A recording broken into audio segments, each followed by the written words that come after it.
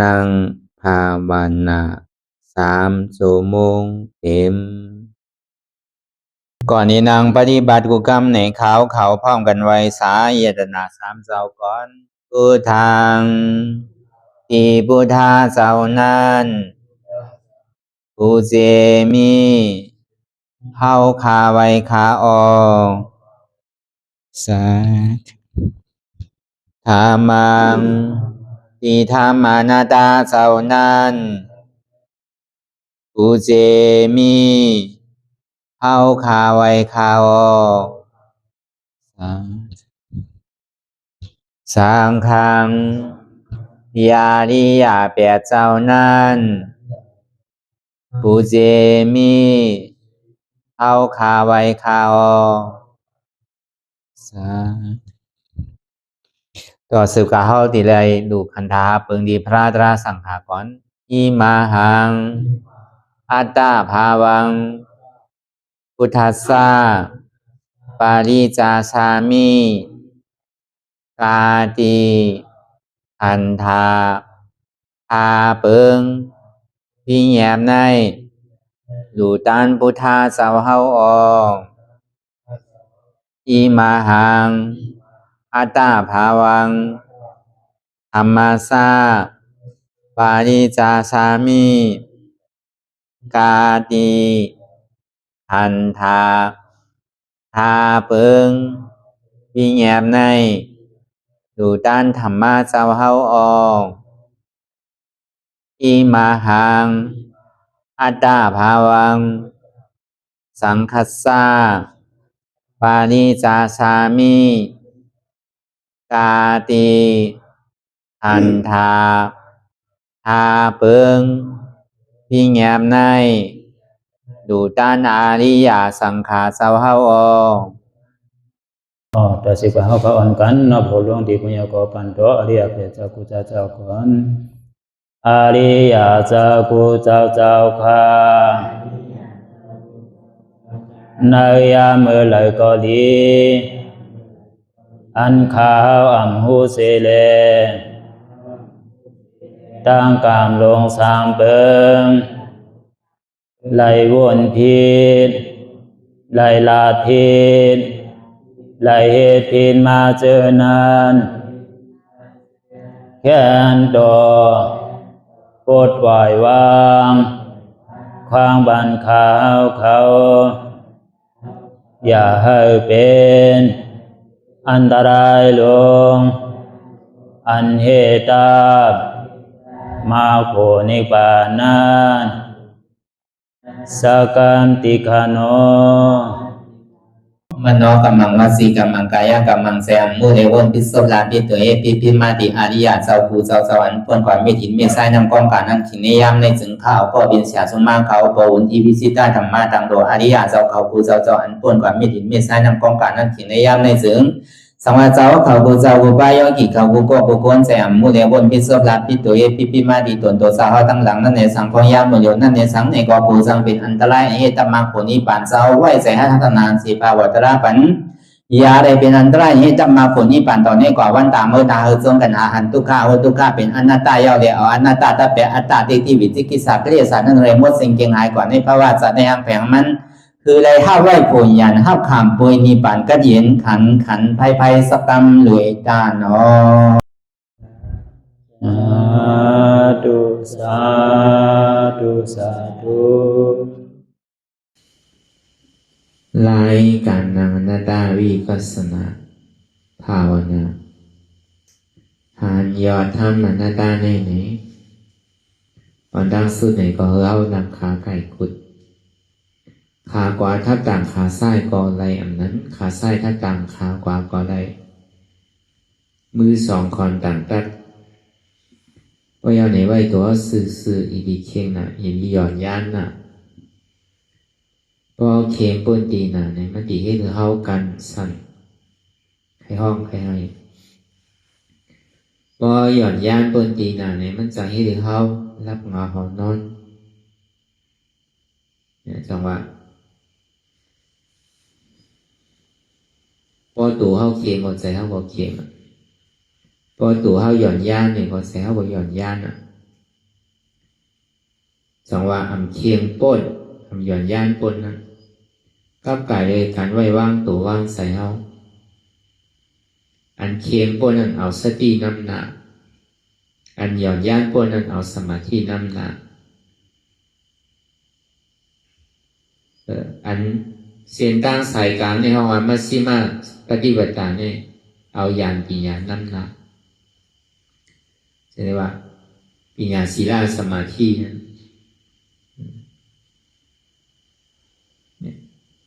เส้นตั้งสายกลางเนี่ยเป็นเส้นตั้งตาดี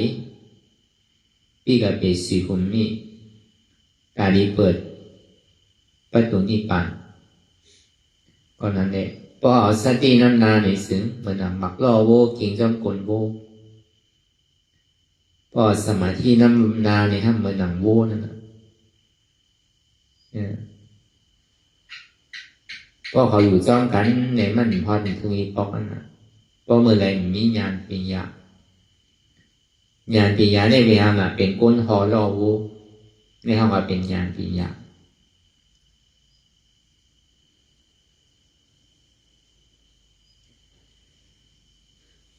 นี่ก็วนด้วยอย่างนี้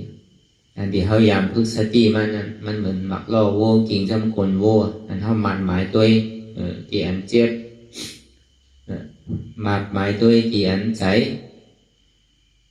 มัดหมายตัวที่โตเสมวะอันที่เขายามพึกมันนั้นในมหาสติปัฏฐานนี่มันแจกเหไว้สองลำน้ำอันเป็นเหตุกันนั้นสติปัฏฐานสีเนี่ยมันเป็นสติปัฏฐานในสุตตันตะเพราะว่าเป็นสติปัฏฐานในปิญญามัดหมายตัวกว่าเขาออกยางเย่าไปเย่ากินเย่าเกี่ยวซะเนี่ยเขาเย่าออกเอาซะเนี่ยในห้องว่ากายานุปัสสนาสติปัฏฐานในโพธิปักขิย37เนี่ยมันมีไว้สติปัฏฐานสี่สมาปัฏฐานสี่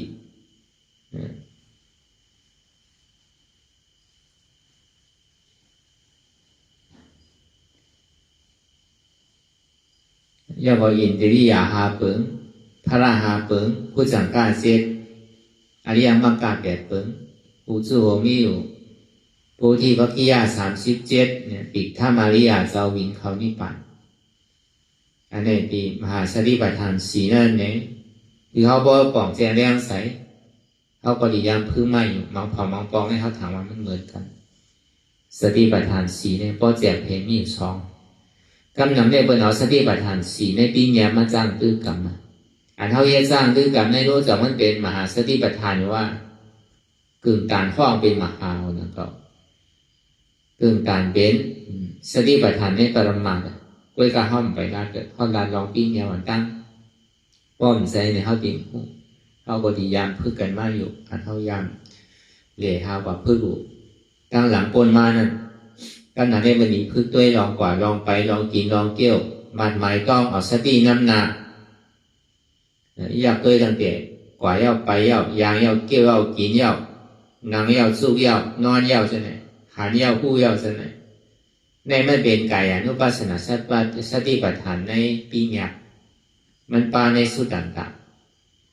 มันเป็นของปีญาไม่เป็นของตาดีเป็นผีเป็นช้าง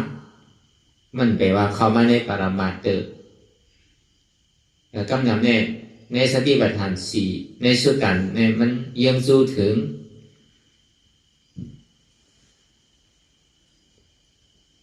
เมืองสามไปนำอย่าว่าได้ว่านี่ปานอยู่เพื่อนก็บอกว่าตัวเขาว่าดีนี่มันผู้หันไรตีนี่ปานก็เบอร์มันมีปิญญาเนี่ยสติปัฏฐานเดอันเขาปีใดยามผู้ใดยามยินยามพึกยามจ้างยามตื้อกรรมมันถามว่าดีอยู่ห้าเนี่ยมันดีอยู่ดีได้ไม่ใช่ตัวมันเป็นการเก่าก็เบอร์ว่ามันหมายต้องซ้อมลองกว่าลองไปเอาสติแกมซ้อมเนี่ยกว่าก้วยการสติกับสุดดีไหลสติได้แทบตัดซื้อเนี่ยมันมีมันก็เติมอยู่ตีว่าผู้หันอยู่ที่นั่นแกหันอยู่ผู้อยู่ยาวก็ตัวอยู่ที่นั่นแกหันสังผู้สังในมันมีนะ หันตัวก็ผู้ว่าตัวหันเป็นรูปก็ผู้ว่าเป็นรูปเช่นนั้นเนี่ยนะอันเป็นรูปเนี่ยเป็นทุกข้ามผู้เปิ่งเพราะงั้นมันเลยเป็นอนัตตาเนี่ยอันนี้มันเขาก็ที่พยายามผู้ยามยินยามพึ่งมาเจอเพราะเขาได้มาที่อนัตตาวิปัสสนาเนี่ยเขาว่ากายานุปัสสนาสติปัฏฐานในปีเนี่ยสีการนุปัสสนาสติปัฏฐานเนี่ยอีกอย่างที่มันพูดบอกเกิดขึ้นมากก็ต้องตีใจไว้อันเท่ากับหันใจหันเนื้อหันไอยงอันนั้นนั่นนี่หูยาวตองยาวจามยาวยินยาวก็บอกว่าเอามาดีใจอันหูนั่นนะนี่เขาว่าใจอันหูยังเนี่ยหูก็สังว่าเท่ากับหันนันใจเนื้อเนี่ยหันพีหันสางหันเสียดีกองมูหันพลังหันนันไหลเตียนไอยงมันพูดบอกเกิดขึ้นเป็นมานั่นเนี่ยเขาก็เอาต้องว่าหันยาวคู่ยาวยินยาวเนี่ยหันยาวนิมิตหันยาวยินหันยาววูหันยาวกายอย่างเช่นนี้ก็ยาวหยามันก็เลยว่าหันอยู่เช่นนั้นก็นั่นก็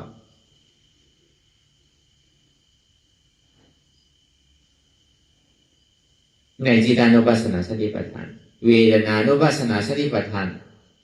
เหมือนเขากับมาตัวดีเจี๊ยบมันนะเจี๊ยบยาวเจี๊ยบยาวแกนยาวแกนยาวขันใจยาวขันใจยาวใครหายยาวใครหายยาวเช่นนี้ในเวทนานุปัสสนาสติปัฏฐานในปีเงียบในสุตตันธรรมานุปัสสนาสติปัฏฐานในท่านว่ามันเป็นตราเสียงตราท่านเป็นอะไรมันปองอะไรท่านเป็นตราอะไรท่านเป็นตราอะไรท่านเป็นกรรมฐานอะไรท่านเป็นการนั้นตราไว้ในมือถือไว้หนีนำหนีตัวอะไรกับพระตราไว้นั้นมันไม่ยาวดีว่ามันเป็นอนิจจาทุกขังงั้นก็ทุกขานี่ย่ำไปว่าถึงก่อนกำนำเนี่ยผู้ว่ามันเป็นอนิจจาตัวเองก็ถึงอนิจจาเนี่ยแกทุกขาเป็นหืออนัตตาเป็นหือในมันแค่ไกลห้องว่าในมหาสติปัฏฐานสี่ในปีอย่างนั้นมันจังบอกไรเตียนมันลื่นลำกำผีตีมันเป็นโดยปรมาเนี่ยมันจังอย่างเข้าไรมันก็เลยกะผู้หลอกลายมันเป็นสัพพะตระรู้กันนั่นไงสัพพะตระอันวันนี้สัมเป็นสังมันผู้นั่นนะเนี่ยด้วยมาบอกเขาจ้างด้วยกว่ามาบอกก่ออันมีเราตั้งค่าใช้เต้เนี่ยก็เขายากต่อถึงมันก็รู้วันนั่นเขาอันรู้วันนี้มันสัมเป็นสังอันเป็นรู้วันนั้นมันก็สุดมันก็เติมเปลี่ยนเป็นรู้นั่นนะก็เบอร์นั้นเนี่ยมันมีเปลืองแตกมันไว้ยาวเนี่ยบุญคำพระเป็นเจ้าเฮาเหมือนหลังจากกำเนิดสุดตีพระเป็นเจ้าเฮาอะไรมากเกิดในเมืองกาปิละบุญนั้นมันจะออกเทินหอนตอนหัดออกเทินออกปากเมื่ออายุมันจะในเศร้าเก่าในเศร้าเก่าเนี่ยต่อถึงอยู่30 เนี่ยเอาคู่ไล่เดียนเจ้าในจ้างตื้อกรรมมาที่อาไรยาเซและอุตตายาเซสืบขึ้นจ้างที่เขาเลยสอนสั่งไว้นั้นปีญาตั้งหูมันเจ้ากัดแขกก็คือในกายเย็นเอาตีอาไรยาเซเลยในข้าวตั้งหุ่นเช็ดวันไรหมดกายเย็นเอาตีอุตตายาเซเนี่ยก่อนในข้าวตั้งเช็ดวันไรหมดปีญาตั้งหูนั้นกล้วยกามือนางได้มันกัดเย็นก็พอมันพอมายาวเนี่ยใจตึกปิวกิเลสนี่ยังตึกเหมือนเก่ามันไปใจเส้นตั้งอันเก่าใครหาดูในมันเจ้าสันติจ้างตึกกรรมเฮเตเฮนาเฮาติได้ยินอยู่ในทุกขาจริยานั้นย่อมกินข้าวกินน้ำพาพิมเดียวอยู่หยาบน้ำต่อถึงป้อมกินข้าวกินน้ำในก็เอาดียามเฮ็ดมายามได้ยินได้ทอมก็เบอร์นั้นเนี่ยก็ถึงขิงขาข้าวยำเตรียมทวนมายาวเนี่ยก็เบอร์ทางน่ะก็ประวัติสีกรรมเลยว่าไว้เมื่อปานพระเป็นเจ้าตั้งหลังป้นมานั่นมันเจ้าขึ้นเป็นหนออลองเนี่ยเลยกัดหอมตะรามันเจ้าสันไรฌานอภิญญาแต่ก็มันสันเป็นอนาคามกว่าเขาสันถามกันว่าเมื่อไรทางพ่อเขาได้เป็นอนาคามมากว่าเมื่อลงไปทางละตะราไรทำไร เวลาเขาสุดต้องเป็นพระราเนี่ยเป็นว่าเป็นพระราเนี่ยกว่าจ้างตื้อกำตะลานี่มันยากว่ะหาวันกว่าเป็นครับอย่าไปว่าหาวันหาปีเราก็เห็นอะไรก็จะเป็นพระราเต้เนี่ยก็เบอร์รองตั้งผู้โสก็จีกรรมมันก็เบอร์วนว่าลาดไว้สินั่นเนี่ยจะดีเลยมาจ้างตื้อกรรมมันในข้าวตั้งหัวพวกปียอมเป็น2 เดือนเนี่ยพระราเป็นเจ้าผู้สูเนี่ยถึงงามเต้ๆก็อ่านหัวเดือนแกเวลาพระเป็นเจ้าก็จะมาเนี่ยอ่าน6 ปีนั่นปารามีก็ไว้ก็เป็นปัญญาที่กล้าก็บอกว่าพอมันไปเตรียมนั่นเนี่ยก็มันก็ติ่มไรนั่นน่ะตะล่าเนี่ยก็ดีว่าก็ในถึงวันหนึ่งมาในคุณพีเขาจะนี้มาปัญสติมันเจ้ามาเรียกติ่ง3 ซ้ายติ่งเส้นนึงเนี่ยเคียงไว้ติ่งเส้นนึงทำหย่อนย่านไว้ติ่งเส้นนึงซ้ำเคียงย่านเนี่ยมันจะที่เอาลองติ่งอันนั้นมาวนท่าสางด้วยว่าเขาเคียงก็ดีรู้เมื่อว่าขันฐานว่าได้ก็ขาใส่มันบนดีกว่ามันไรก็ในติ่งเส้นนึงอันดีหย่อนย่านเนี่ยก็ซ้ำไรติดยางจอมเส้นกลางสายกลางมันสิมาเคียงย่านพวกนี้มันจะเอาถึงนี้มาวนตัวเองเนี่ยไม่รีบเลยไม่รีบว่ะไม่อันจุ่มน้ำมันเลยมาโทกันก่อนลูกเป็นไพ่เลยว่ะกำเนิดไม่รีบเลยไม่แห้งว่ะไม่อันจุ่มน้ำรีบไว้นั่นมาโทกันลูกเป็นไพ่เลยว่ะก็เนี่ยเอาไม่แห้งเลยมาโทกันนี่ถึงนี้ลูกเป็นไพ่ว่ะบอกมาคือหลักไม่รีบเลยไม่รีบนั่นเนี่ยเอาศีลาในสมาธิน้ำนาว่ะเมื่อหนังไม่รีบเลยไม่รีบว่ะโทคือก็ออกเป็นไพ่เลยว่ะอันนี้เขาก็ดีพอมาวนทัศสามด้วยในภาวะในจัดมือเดียวอันเขาเลยทบเลยเงาในห้องหนูว่าจัดมือพระเป็นเจ้าเตอมันก็ในเอาวินัยเอาลองตั้งเคียงลองตั้งอินทรีเอาลองตั้งวินัยเป็นเปิงโลงเลยเนี่ยจนที่เอาสมาธิเขาอันที่เขาในอัฏฐกถาที่ว่าอย่างมากเนี่ยเป็นอ่อนกันแต้มมาลองศีลาสมาธิปีอย่างนั้นในเมืองไทยก็สินั่นนะกูเมืองก็ว่าสินั่นนะเมืองมันก็ศีลาสมาธิปีอย่างด้วยการพระเป็นเจ้าเนี่ยว่าปีอย่างศีลาสมาธินะอันนี้ก็ไม่ได้นะก็ลองดีลองไล่นั่นเพราะว่ามันเขียนผิดกว่านี่ก็ผิดหมดอ่ะก็เบอร์สังเปิงโดงมันในเขาเดียวนั่นเป็นเปิงโดงมันน่ะเป็นว่าเดี๋ยวมีศีลมันกึ่งกันดูพอมีศีลมันขึ้นแล้วเนี่ยก็ให้สมาธิพอสมาธินี้มาเนี่ยก็ขึ้นวิปัสสนาเนี่ยก็เท่าว่าศีลสมาธิวิปัสสนาลายมันเคยเป็นเช่นนั้นพระเดี๋ยวจะมาวนท่าสามด้วยเนี่ยเอาศีลน้ำนาเลยเอาสมาธิจอมนั่นเนี่ยมันเหมือนไม่รีบเลยไม่รีบใครโทษหรือโทษลูกเป็นไพ่อะไรวะก็เบอร์มันเป็นอาจารย์ตื้อกรรมมันเก่านะมันเป็นอาจารย์ตื้อกรรมเป็นช้างไม่รู้ใดได้ไรอยู่เวลามันได้มากไรผูกแก่นเจ้าก็เฮ็ดไว้อยู่นะไรมากนะฌานสมาบัติอภิญญาใช่ไหมไรอยู่เวลากิเลสเนี่ยมันไปตกยังตึงเหมือนเก่าก็เบอร์นั้นแหละเอาศีลาในสมาธิอ่อนโหโทษนายในเหตุการณ์กว่านั้นเนี่ยมันเอาไม่รีบเลยไม่รีบไปโทษวันนี้ดีกว่ามันใจวิปัสสนาใจญาณนั่นนะมันลูกเป็นไพ่ไรก็ไหนเอาไม่รีบเลยไม่แหงมาโทษกันเนี่ยก็มันลูกเป็นไพ่ไรวะไม่รีบเลยไม่แหงเนี่ยเป็นคือหลักเอาสติน้ำนาวเอาสติสมาธิวะน้ำนาวเอาสติอันเท่าอย่างพึกจ้างตื้อกรรมมาอะไรที่มันปอกเกิดขึ้นเด่นมาหันเยาผู้เยาเจี๊ยบเอาเช่นนั้นน่ะมันใครว่าเช่นนั้นน่ะติเต้มันเหมือนบักล่อโวกิงจำกลโวนั่นน่ะเอาสติน้ำนานเอาสมาธิน้ำนานนั่นในสมเหมือนหนังโวนั่นน่ะเหมือนหนังก้นนางสมาธิเนี่ยพอเจี๊ยบพอแก้มมาก็ว่างไว้เอาอายุมาไว้ที่นาผากห้าเอาอายุมาไว้ที่หุ้นหลังห้าเอาอายุมาไว้ที่ใดที่หนึ่งเลยเจี๊ยบมันมาเนี่ยก่อนกับด้วยนั่นน่ะนั่นเป็นสมาธิก็ในพอสติน้ำนาซ้ำตัวกว่าที่เจี๊ยบเนี่ย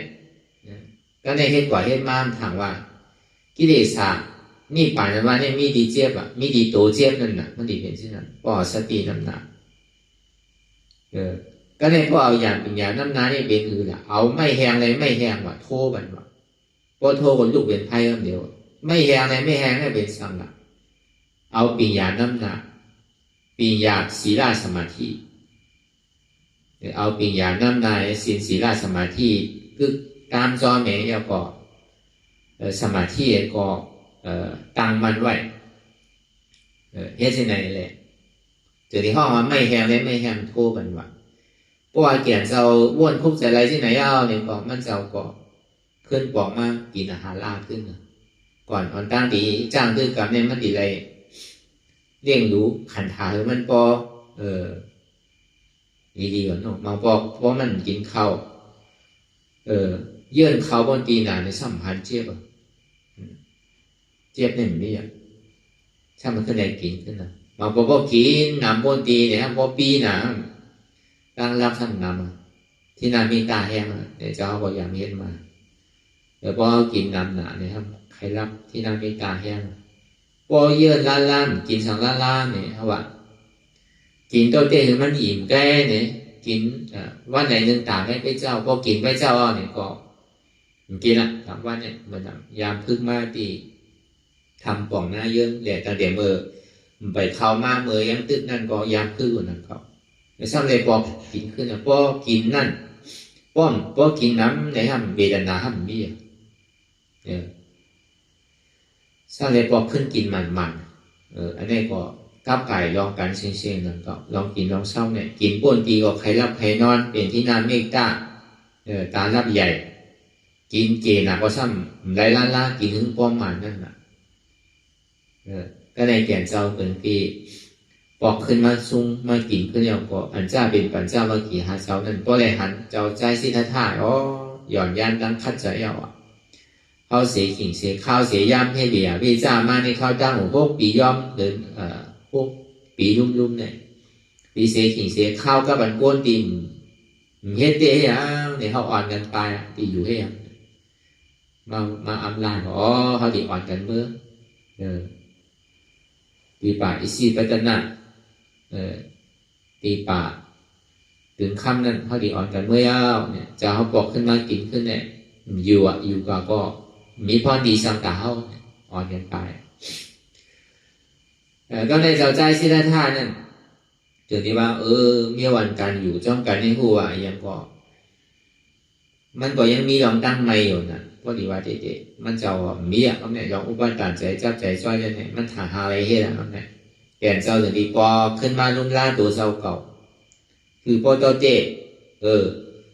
อ่ำปีป้วนอ่ำยอมป้วนเขาได้กินได้ช่วงได้ยาวเนี่ยก็ถึงที่จุนแปดเซนตั้งหูตั้งหันตีอันเจ้าเก่าในเห็นหัวมาตีอะไรเซลตะกายเซนน่ะหยาดน้ำแปดเซนพอดีว่าก็พอมันเป็นดาราอะไรดาราของมันถูกกี่ไรเอา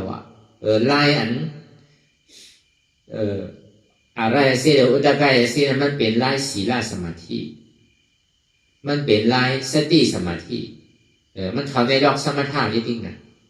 มันเป็นไล่วิปัสสนามันมีอย่างดารานั่นแหละก็ได้แก่นเจ้าจนดีเดี๋ยวดาราหัวไรเนาะจนนี้คุกใส่ไรมือยังตึ้งเด็กๆนั่นเมื่ออายุเจ้าตึ้งเด็กๆอ่อนๆอยู่พอมันเจ้าห้ามกอดไทยนะถึงที่มันเจ้านังเกศเย็นสีไว้บ้วนท่าสังหลวงเงามันเด็กกว่าตัวดีโลเหมือนกัน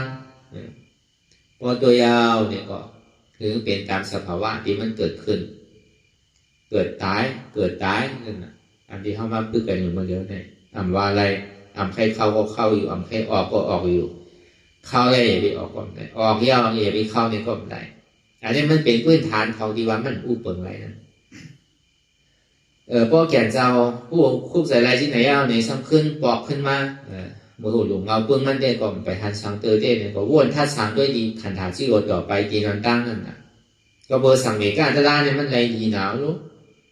ได้หลานก้นเท่าก้นเป็นก้นตายไพ่เกิดไพ่แก่ไพ่เท่าไพ่เป็นไพ่ตายเนี่ยแก่นเจ้ากับทบบ้างน่ะนั่นน่ะเป็นแห้งสั่งเมกาด้วยการอย่างไรมันพอดีเป็นสั่งเมกาคือมันหมายแมนซื้อใจเลยอันมันหมายแมนซื้อใจเนี่ยตัวดีล้มถอยใจอันมันหันหลายเลยมันใจว่าเป็นอันนาปานาสติใจตัวล้มเขาออกอันนาปานาเนี่ยก็เขาก็เขาออกก็ตายนะล้มเขาออกตายเกิดตายนั่นอันนาปานาสติเนี่ยบอกว่าเกิดตาย พอวนกับทั้งนั้นก็ป้อมมีอย่างในก็กะจ้อมเกิดตายที่ก็นั่นก็อันเกิดตายเนี่ยมันอุปเปิงได้เอาใครเกิดก็เกิดมากใครเท่าก็เท่ามากใครเป็นก็เป็นมากใครตายก็ตายมากอุปเปิงได้หน้าตาเช่นมันเจ้าก็สิ่งที่มาอธิษฐานที่ไม่พอที่หยอกวินนากว่าตั้งออกแก่นเจ้าอิงไว้หิมโดนไม่พอที่ดีเด้เนี่ยมันใจพอที่นั้นมันเป็นอันตาดีตัดสมาสัมพอที่อย่างแต่พอดีว่าเนี่ยเป็นตนไม่อันดีพระเป็นเจ้าเท่าไรสมาสัมพอที่เนี่ยพอที่อย่างเนี่ยมันใจเป็นห้องว่าพักที่ไหวโมนว่าก็บอกวันใจเขาไม่พอที่อันว่าเนี่ยมันจะเป็นไม่ดีพระเป็นเจ้าเท่าไรสมาสัมพอที่ว่าจึงที่ห้องว่าเป็นตนไม่ของพระเป็นเจ้าเท่าไรสัพพัญญูได้อย่างเหมือนอย่างพระเป็นเจ้าสู่ดีมาทั้งนั้นนั่นเหมือนอย่างพระเป็นเจ้าอริยเมตไตรนั่นเนี่ยก็เป็นคอยสร้างขึ้นที่ห้องตนไม่พอที่นั่นเก่าก็เบอร์ใดเป็นผู้ท่าพระเป็นเจ้าดีตนไม่กำกอกตนไม่โวนนากในก็ว่าความไทยเขาตนไม่โวนนากแต่ตั้งพอดอกพงเขาพอห้องว่าโวนนากนั่นเก่าเวลาพอตั้งต้นในห้องว่าไม่กำกอกนั่นอยู่ลงในซองนะพอถึงดีพระเป็นเจ้าอริยเมตไตรมาเนี่ยก็เปิดที่ห้องพอที่นั่นเก่านะบางเผ่าบางปอเขาพูดว่าตนพอที่เนี่ยคือเขาบอกป่องเสียแล้วใส่ว่าพอที่เนี่ยมันเป็นดีพุทธาพระเป็นเจ้าเท่าไรสัพพัญญูด้านเนี่ยเหมือนอย่างเป็นอูปอพระเป็นเจ้าเท่าอยู่ในนั่นเป็นว่าไว้เปิดดีตัดไม่พอที่อันนั้นป้อนมันเป็นเจอเป็นพันเตียนเปิดมักมันไว้เอาอันนั้นดีตัดบางเดียวเนี่ยมันเป็นพอที่เตียนเปิดกินเปิดเอาเฮ้ไว้จอมโป้จอมสังให้เป็นเปิดเงินเพราะเป็นพอที่อันเต้ๆเนี่ยมันม้วนไปหางมันยาวไปอันเท่าหวานไม่มาเดียวเนี่ยอันนั้นเนี่ยเจอในเมืองอินเดียนะอันนั้นไม่พอที่อันนั้นจะดีเป็นไม่เจอพันเตียนพระเป็นเจ้าเท่าไรสัพพัญญูได้เนี่ยก็ได้แก่เจ้าสิ่งที่มันนั้นมหาปริญญาก็นางขากว่าทับขาไส้ทับตากว่านาง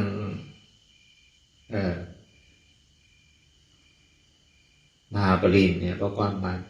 วามใจเขาในห้องว่านางคัดขาไส้คัดขากว่าแล้วก็ความไทยในห้องว่านางคัดเพศเนี่ยมันนางเปลี่ยนไม่ถึงสองอันนั้นเพราะเป็นอันยาวเนี่ยพระเป็นเจ้าที่ฐานชื่อหนึ่งนางเขาขยอกไว้มันหลอกสองเลือดเขาแหงไว้มันแหงสามเนื้อเขาใครเสียงไว้มันเสียงสี่ถูกเขาใครหักไว้มันหักห้าอินเขาใครขาดไว้มันขาดเพราะก็เป็นผู้ท่านไว้ก็ถึงดิ่มลูกที่ไหนก็ก่อมได้ตาได้สัพพัญญูได้อย่างนี้วางแปดจุนแปดดอกอันตั้งจ้างตื้อกรรมเสาเกาะเตียนยามเอาสติสมาธิสีด้านน้ำนามันนั่นเอาสติน้ำนาในสังเอาสมาธิน้ำนาในสังจุนภาวะเนี่ยจะได้เอาอย่างปีอย่างน้ำนาก็ได้เพราะว่ามันนังกะลากว่าเย้าเนี่ยก็มันเจี๊ยบมากกว่ามันปลายก็ได้รอเป็นเจ้าเนี่ยมันหันเจี๊ยบดีดูเขาก็ดีหันหนึ่งนะมันเท่านั้นมหาปริญญาพอหันเจี๊ยบแก้นต้องตอนนี้ซานพูดก่อเกิดขึ้นเมื่อไปเจี๊ยบแก้นต้องตอนนี้ซานเนี่ยใจบิวนะวะเหมือนเท่ากันนะพระเป็นเจ้าก็เป็นโกนเนี่ยเท่ากับเป็นโกนเนี่ยนะมันดีกับเปิงสังกัน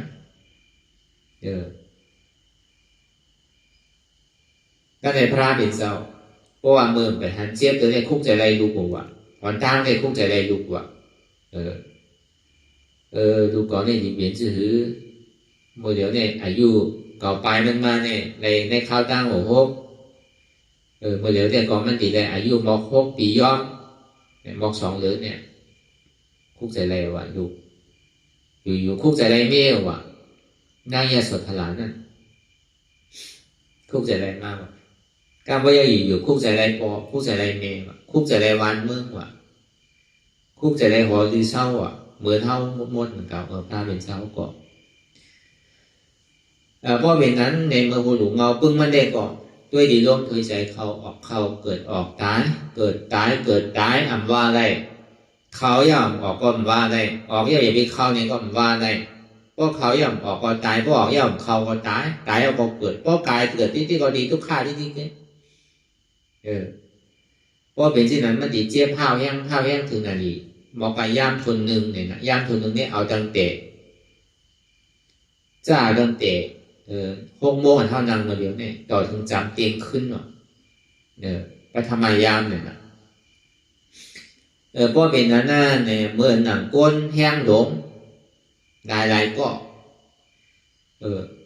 ตั้งเจเวกันนั้นถาดไฟอันวันนั้นมันเจ้าดีๆเลยเมื่อเอามีดมาเถอะอะไรเหมือนหนังเป็นปิงเนื้อปิงตานั่นน่ะเอาเกิดทุกใส่เลยเอากระห้างไพ่วะตั้งเสียบตั้งใหม่เวกันนั้นก็ได้เหมือนหนังก้นแห้งหลงสีก้อยเลยตึกมือแต่2 ขอนตึกขา2 ขอนในลากตึกที่นั่นวะตึกไผ่ขา2 ก้อตึกไผ่มือ2 ก้อยลากวะขาว่ามือพอดีพูดในนั้นน่ะลาก็มันกล้าสั่งยิมวะเหมือนอย่างเป็นซักโคนนั่นวะอันดิมนั่นริมพื้นบ่เป็นงอว่าดังนั้นกล้าเนี่ยทำเอาโกงวะบ่โกงทำเอางอวะตั้งเจเวทนาทานโดมนั่นน่ะอย่างนั้นพูดบอกเกิดขึ้นเป็นมาพระเป็นเจ้าก็วนมามั่นใจเก่า2 เก่าอีเจ้ยเมียวเก่าจุนโมเดลอันทำมาให้อยู่มันเดียวนั่นน่ะมั่นใจเก่าอันนั้นต่างนั่นอันนั้นน่ะบอกอันนั้นน่ะกล้วยการมันเปิงกันพระเป็นเจ้าเลยเฮาเนี่ยก็เบอร์เป็นเจ้าปรมีมันดิ่งเหมือนกันดองอันตาที่รับกิเลสเนี่ยมันเจ้าในที่ผู้ที่เนี่ยนะผู้บุพเพสานีผู้อาจารย์วันหลังอธิการาปนมาในหยาดสัพพัญญูใต้หยาดก่อมใจเถอะในผู้ในอธิการาปนมาในผู้หมดยุคตีไหลเปลี่ยนชังมาเตะมาเมื่อไหลตัวเจ้าเก่าผู้ห้ามป่วยกันใจปูนตาเปิ้นพวกใครพูดเนี่ยก็หันแดงหมดว่าที่เนี่ยนะพอยามทน2มาเลยที่พระเจ้าคุยานว่าได้ตาผีว่าได้ตาสางว่าหันกว่าจอดมุ่งว่าเสียงว่าในเมืองผีเมืองสางพวกใครหันชาวเนี่ยก็อย่างบอกก้ามเงี้ยว่าในสัจจวาระทั้งหมดทั้งเสียงเนี่ยปูตีก็ในพอถึงย่ามทน3มาเนี่ยเมืองก็จำแรงมาอาสวะไข่ยานว่าอาสวะไข่ยานเนี่ยป้องว่ากิเลส30 ตัวเนี่ยก่อยแวดหมดพอถึงจำเมืองเลี้ยงตาวันก็ยกมาพอตาวันยกขึ้นมากกว่ามันจะก็เลยอาสวะไข่ยานเนี่ยก็เลยเป็นสมมาสัมพุทธาพออะไรมาเป็นสมมาสัมพุทธาเนี่ยก็กิเลส30 ตัวเนี่ยก่อยแวดกำเดียวกันนะมันจะดีพึกไกวตัวมันเข้าพึกมันเดียวเนี่ยพระเป็นเจ้าเนี่ยไกวกำเดียวกันนะพวกไกวกำเดียวกันยาวเนี่ยก็ในใจนี่อ้วนไว้ว่าชื่อเนี่ยอาวิจาปัจจยสังขารามันก็อเนกาจติสังสาราเป็นแก่มาต่างสายตาพระตีเต้ได้พระเป็นเจ้าว่ากับกายเลยยองอเนกาจติอ่านนับคำไรลองตั้งเกิดเท่าเป็นตายนั่นตายเอาเกิดเอาตายผู้กระหือในที่ได้ตายเกิดมานั่นเตียนยามเกิดยามตายนี่มีที่เจ้าก็ตั้งนานในสันติการเกิดตายทั้งนี้ผู้กระหืออาวิจาปัจจยสังขาราก็เบยทำเมี่ยมหันทำใจผู้ในกุ้ยเนี่ยในกระห้าวะในพระเป็นเจ้าพยายามพึกจ้างพึกกรรมมาก็เลยพอดีเอาตีมันเป็นปรมัตถ์มันลึกล้ำนั่นเลยมันพอดีเพตื่นเขาพอหูหันกันจอมว่าในมหาสติปัฏฐานในปรมัตถ์นั่นสัมเป็นหืออันเขามาเห็นเนี่ยมันปาเตี้ยวห้ามเนี่ยเขาสำนังสวัสดิ์เป็นมหาสติปัฏฐานซื่อหือต้นใจลุกไปก่อนเนี่ยใจด้วยใจอันเดียวก็เนี่ยใจด้วยเวทนาก็เนี่ยใจว่าด้วยธรรมเงี้ยเนี่ยมันสัมเป็นมหาสติปัฏฐาน4ไรซื่อหือเนี่ยอันเขาอยากด้วยตั้งแต่ชื่อโอต่อไปตีเท่าในห้องว่ากายานุปัสสนาสติปัฏฐานวนทัดโดยดีๆตั้งแต่ชื่อโอต่อไปตีนั้นก็เลยมาสั่งแจกทั้ง2 อันหนังเก่าในกายานุปัสสนาสติปัฏฐานช่างเปลี่ยนปลายปีเงียบเลยปรมาทางกรรมปลายปีเงียบนั่นเป็นคือหลักตัวในวนทัด3ด้วยดีๆรู้ตั้งแต่เขาเกิดมาต่อถึงเมื่อเดียวเนี่ยมีอะไรฟองในที่ว่าเป็นเท่ามีเท่าเปลี่ยนเท่าเปิดพ่องานอะไรนั่นเปลี่ยนเท่ายามพึ่งกันกูวันนั่นน่ะ เข้าเย้าอย่าไปออกเลยออกเย้าอย่าไปเข้าเลยป้องเย้าอย่าไปเวียบเลยเวียบเลยอย่าไปป้องในจองมันเป็นไรจองอุปเปิงไรพอเดี๋ยวฐานด้วยจังแดนเขาเกิดมาต่อถึงมือเดียวเนี่ยเขาขึ้นไรเอาห้าขิงขาเข้าย่ำนั่นถึงปอกับขึ้นเป็นลูกอ่อนขึ้นโน้ตปีไรอะไรถึงตื่นเป็นหนุ่มเป็นสาวขึ้นโน้ตปีไรอะไรเท่าเนี่ยปอกับขึ้นเป็นลูกอ่อนขึ้นเนี่ยมันเป็นไรนะยอดเบอร์ว่ามันเป็นไรเนี่ยอันนั้นเนี่ยเข้ารายการหอมเนี่ยเข้าติ่มป่องใสเพราะมันเป็นปรมาเด้ๆเนี่ยโอ้หนุ่มเอาพึ่งมันเด้เนี่ยก็อันเท่าพึ่งกันนั้นล้วนด้วยอีดีรู้สองมันเป็นตัวเข้าเด้เนี่ยเพราะมันเป็นตัวของเข้าเด้เข้าหลุดอู้เปิ่งพ่องมันไรเด้อยู่เยอะเนี่ยก็เบอร์มันใจตัวเขาเนี่ยดีเด้มันใช้ผู้หันป่องแจงแรงใส่ว่าใจตัวเกาหน้าอันนั้นตาลองตั้งหันในลองตั้งวนมีลองตั้งเสื่อมนั้นปึงอิงเลือเสียซ้ำในหันในวนปึงอิงเลือเสียปิ่นยาพ่อมาซิมาปฏิบัติเช่นตั้งสายกลางเอาปิ่นยาน้ำนาเลยเปลี่ยนมาปิ่นยาศีลาสมาธิกึกจอมกันมาอันเขามาจ้างมาเดียวเนี่ยอันเขาอยากทัดโดยดีในขันธาจิตภาวะจิโกต่อไปกินเลยในจิโกต่อไปกินอันเขาทัดสามตัวเนี่ยมันเป็นกายานุปัสสนาสติปัฏฐานกวยการมันย่ำไปปองในซึ้งเนี่ยเข้ามาลึกๆทางกวยการลึกๆแต่การเขาก็สืบขึ้นกว่าก็เบื่อในเขาบอกในน้องตั้งเปลี่ยนเขาจ้างตื้อกลับไว้ในมันเป็นไรชื่อกายะมันเป็นไรชื่อจิตตะมันเป็นไรชื่อเวทนามันเป็นไรชื่อธรรมะว่านั้นที่เขาบอกปองเสียงแรงใส่กว่าอันดีว่ามันเนี่ยมันยังตื้อเป็นปิ้งยาไปมันแปลว่าเป็นปรมาเถอะแต่มันสัญแจกเป็นไม่เป็นช้อนนั่นเขาในปรมาณนี่ก็มันจะว่าเป็นหนึ่งเดิมอันนี้เขาว่ากายานุปัสสนาสติปัฏฐานอยากตัวในตัวเขาเนี่ยจอมมันเป็นตัวของเขาเต้เพราะมันเป็นเต้ให้อย่างเขาอุปผลไรล่ะก็ไม่ใส่รู้เนี่ยอยู่ใจพ่องใจดิววนดื้อวนเลือเป็นเลือเป็นร่างมุนเงี้ยอยู่อยากขึ้นขั้นขานใจซ่าใจมดีใจเดียมันเป็นอยู่ซึ่งนั้นนั่นคือผู้หันการจอมใจดีมันเป็นอยู่ใจเขาวนตั้งหลังก็พูดว่ามันวนตั้งหลังใจเขาวนตั้งหน้าก็พูดว่ามันวนตั้งหน้าใจเดียนเขาวนสังลาลาเนี่ยก็พูดว่ามันวนสังลาลาใจเดียนมันโป่งปิวก็พูดว่ามันโป่งปิวอยู่อันเท่ามีลองตั้งเสื่อมนั้นเท่าว่ามาชิมาปฏิปตะเป็นเส้นตั้งสายกลางอันเท่าวนทัดสามด้วยในสายในห้องว่าสีตานุปัสสนาสติปัฏฐานในปีเนี่ยไว้นั่นต่ออันมันวนลองตั้งหลังวนมานั่นมันเหมือนหลังวนตาย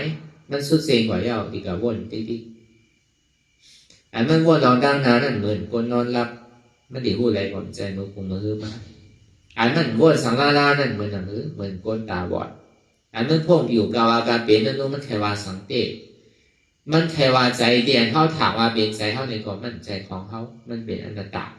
อันนี้เขาว่าจิตานุปัสสนาสติปัฏฐานในเปิดมันก็ไปร้อนเกิดเวทนานุปัสสนาสติปัฏฐานนู้นเนี่ยมังขิงมังข้าวมังย่าเนี่ยก็เปี่ยวมนเซ่อยุ่มโขมังขิงมังข้าวมังย่าเนี่ยก็ขี่ใจมองใจแสมดีใจหุกใจให้ออกให้มังขิงมังข้าวมังย่าเนี่ยก็ลีก็ลูลีก็ลูเนี่ยเป็นอุเบกขาเนี่ยเขาเวทนานุปัสสนาสติปัฏฐานทุกขาเวทนาสุขาเวทนาอุเบกขาเวทนานั่นกล้วยการธรรมดาของทิ้งของโลกแล้วการนั่นอันทุกข้ามันก่อเกิดขึ้นเป็นมาเนี่ยก็เลยบอกโผอันสุขามันก่อเกิดขึ้นเป็นมาเนี่ยก็เลยบอกจมอุเบกขาก่อมาเนี่ยก็เลยบอกข้ามอันนี้มันเป็นทิ้งโลกล้อกาก็ในอันธรรมดาของโลกล้อกานั่นเข้ามาหรือเนี่ยทุกข้ามันก่อเกิดขึ้นเป็นมาคือก็อย่าไปโกสุขามันก่อเกิดขึ้นเป็นมาคือก็อย่าไปจมอุเบกขามันก่อเกิดขึ้นเป็นมาคือก็อย่าไปข้ามมั่นใจของเขาอีกเดียวเฉยหลงปึงอีไรเสียนลูกค้านั่นเองก็เยื่อนเอาเลยมันดีลูกค้าถึงวันนั้นก็วนท่าสังด้วยดีลูก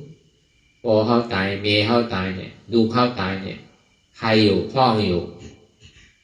ใครห้องก่อนปวดเดี๋ยว3 วันกัน3 วันผมเป็นอะไรถึงวันนั้นก็มาปอกก็ยุ่งมาปอกก็โคนั่นก็มันตั้นหูโตก็มีน้ำหมูน้ำตาที่ให้อยู่ได้มันก็เป็นไรอ่ะแค่ได้เตะก่อนเก่าเศร้าว่ามองก่อนป้นมอง3 วันอ่ะก่อนเขาเจอเรียนไพ่ท่านให้พอเขาตึกตายมีเขาตึกตายแล้วเป็นเตะ ตามค่ายแล้วเรียนจอมหนังเก่าเฮ็ดกว่าให้มาห้องปอจอยเมียเฮาจอยหนังเก่าเมื่อได้เป็นปังพอเมียเฮาตายแล้วมาจอยเฮาพอไงนั่นคือที่ไรเงินเนี่ยว่าที่ไหนทำกันน่ะอันตายนี่ลืมแกแล้วฮักกันปานคือในพอเรื่องดีจ้างกันด้วยจ้างกันจื้อเนี่ยพอฮักกันนั่นก็มันหลบแปรอะไรเยอะไปขึ้นแน่อยู่ดีขึ้นแน่หลบกับเผากับแปรละซ้ำพร้อมหนังเก่าช่ำโกหนังเก่าไว้ถึงก็เสียงนึงนำเนาะก็เนี่ยพวกกับเผาเมื่อเดียวเนี่ยพวกกับเผาบอกไม่เอาเนี่ยยินเสียงแมวเสียงหมาห้องเนี่ยผีมันมาเนี่ยพวกเป็นเขยแล้วเนี่ยกลัวเนี่ยการยินหอยกินหอยสังมันมาเกี่ยวหอยกินแม่นั่นเนี่ยเฮ็ดกว่าให้มามันกลัวกันแล้วเนี่ยมันสั่งถูกห้ามป้างสั่งขามาวานเบลิกทำอะไรเนี่ยนั่นน่ะมันห้องหรือผีนั่นโกผีกันนั่นน่ะเมื่อเป็นโก้เนี่ยมันโกกันถึงดีตายมาทำโกกันนะครับเนี่ยฆ่ากันตายเลยก็พูดว่ามันจังกันวันนั้นสองวันดูฆ่าวันนี้มันก็เป็นในเสียสุขาวันนี้ก็มันเป็นในเสียเอขานั่นนี่ก็มันเป็นในเสียย่าเดินอย่างนี้ดูฆ่ามากคือก็ย่าอีบิโกการพยายามมันดีหายสุขามากคือก็ย่าอีบิโจการพยายามมันดีหายเอขามากคือก็ย่าอีบิขันการมันดีหายก็บอกว่ากูเจอกูร้องเนี่ยกูเปิดพองกันมันแหละอันนั้นต่างอันนี้ห้องว่าเวทนานุปัสสนาสติปัฏฐานตึกเวทเปิงเลยธรรมานุปัสสนาสติปัฏฐานนั่นเนี่ยมันสัมผูกจู่หัวมัวเสียงมันพูดบอกมาดีตัวว่าอ่ำใจตัวเกาลูอันนั้นต่างมันพูดบอกมาดีใจเขาใจเนี่ยก็อ่ำใจเกาลูอันนั้นต่างมันพูดบอกมาดีอันเจี๊ยบเขาเจี๊ยบเนี่ยก็อ่ำใจเกาลูอันเปี่ยวเนี่ยก็อ่ำใจเกาลูอันทุกข้าเนี่ยก็อ่ำใจเกาลูอันนั้นต่างอันนี้ห้องว่าธรรมานุปัสสนาสติปัฏฐานก็ในพอตัวปรมาณมันดีเตรู้เป็นเหือทำมีหันทำใจผู้หันช้างหันเจ็บมันเกิดขึ้นดีไรเกิดขึ้นดีตัวเขาอยู่อย่างว่าเป็นตัวเขานั่นน่ะดีเตมันมีตัวนั้นป้อมมีตัวทำเป็นหือมันเป็นอยู่ป้อมมันมีเจ็บมีเสียกว่ามันมีทุกข์พอมันมีอันหนึ่งอันเดียวเดียมค่ายเนี่ยก็มันมีทุกข้าสภาวะอยู่กันวันนั้นมันมีลองตั้งสืบเป็นสืบรู้สืบเป็นสืบรู้เรียกลายค่ายกว่าสืบเป็นสืบรู้เรียกลายค่ายกว่าเจ้าบันวันเนี่ยจะว่ามีเป็นคือลูกเจ้าบันวันเนี่ยจะว่ามีเป็นสองเจ้าบันวันเนี่ยจะว่ามีเป็นว่าเจ้าบันวันเนี่ยจะว่ามีเป็นรับมันสืบเป็นสืบรู้ค่ายกว่ามันสืบเป็นสืบรู้ค่ายกว่าเพราะมันมีลองตั้งสืบเป็นสืบรู้ก็มันทุกข้าย้อนตัวว่ามันมีลองตั้งสืบเป็นสืบรู้ได้มันจะมีทุกข้าแน่บนท้องว่าสภาวะยุบทัดอันเท่าหมอวนวางทัศสังตีในยุบตัวในใจหันเนี่ยเป็นยุบนะยุบวันนั้นเจี๊ยบแก้นต้งตอดเนี่ยชาสันไว้คมไตสภาวะตีอันเจี๊ยบอยู่อันแก้นอยู่อันไม่อยู่อันห้อนอยู่อันเสียบอันโต้อันตอดอันเนี่ยหรือใช่ไหมมันเป็นยุบอุปเปิงไรเจี๊ยบเนี่ยอุปเปิงไรอันต่างตัวเกาเจี๊ยบหัวเกาเจี๊ยบมือเกาเจี๊ยบขาเกาเจี๊ยบหัวเจี๊ยบเนี่ยหัวเนี่ยเป็นอัตตา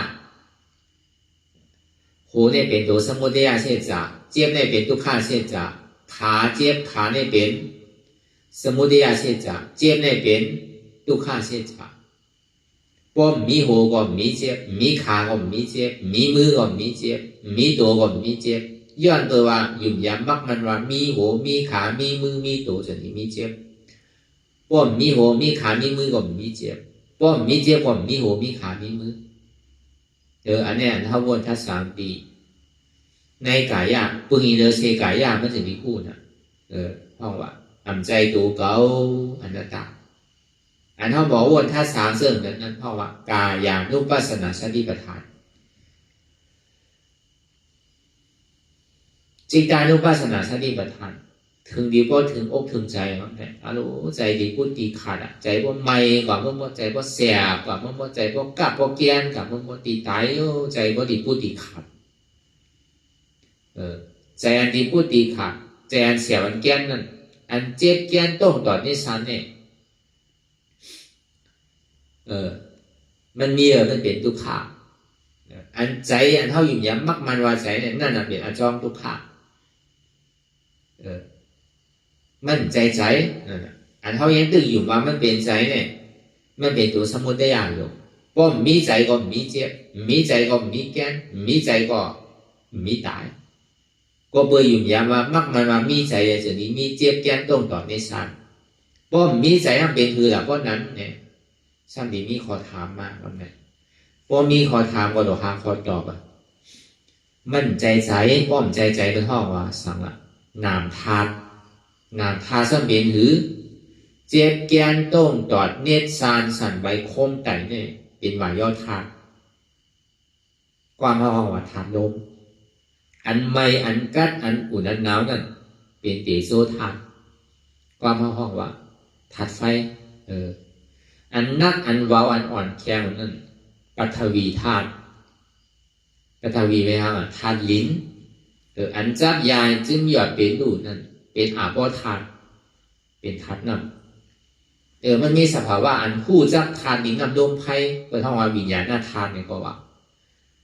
ใจเฮาอันว่าเนี่ยมันมีมันเป็นใจเฮา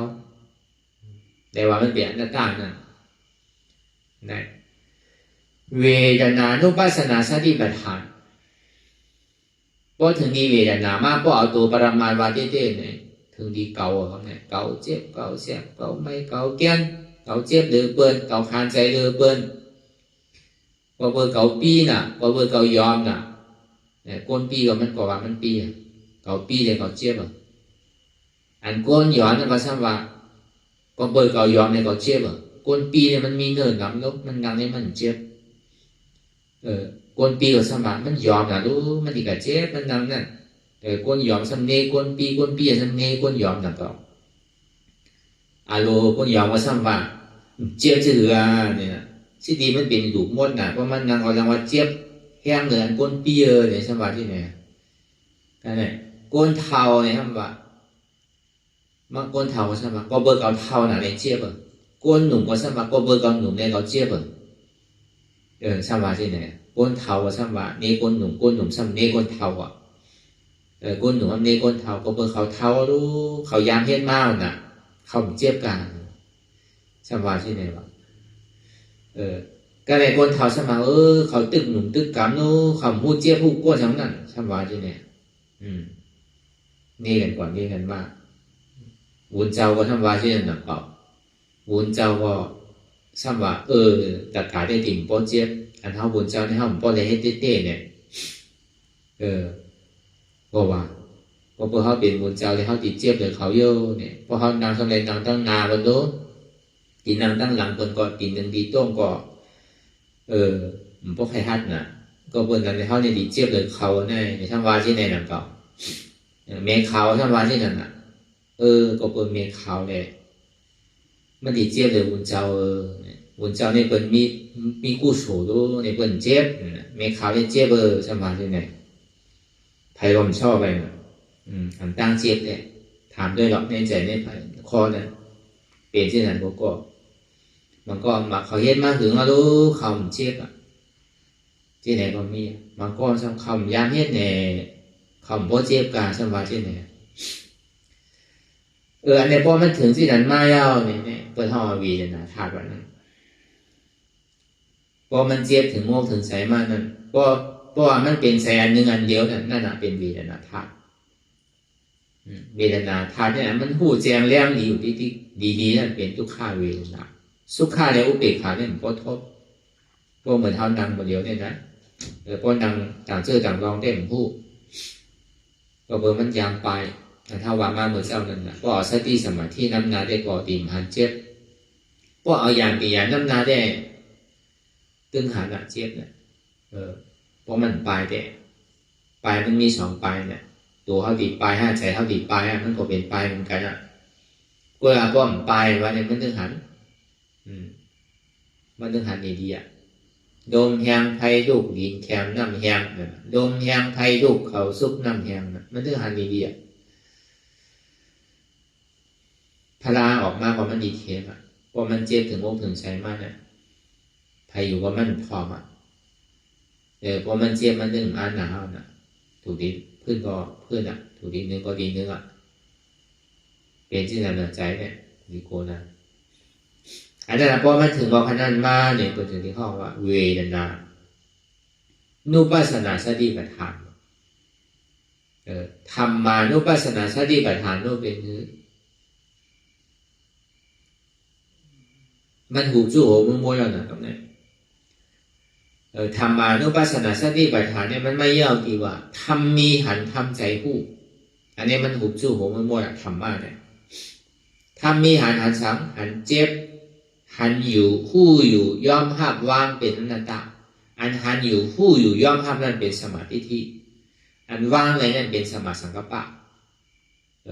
หันเจ็บผู้เจ็บหับเจ็บวางเจ็บเป็นอนัตตาหันทุกข้าผู้ทุกข้าหับทุกข้าวางทุกข้าเป็นอนัตตาอันหันทุกข้าผู้ทุกข้าหับทุกข้าเนี่ยเป็นสมาธิที่อันวางทุกข้าเลยนั่นเป็นสมาสังกัปปะเพราะว่าทำมีหันทุกข้าทำใจผู้ทุกข้าเป็นอนัตตา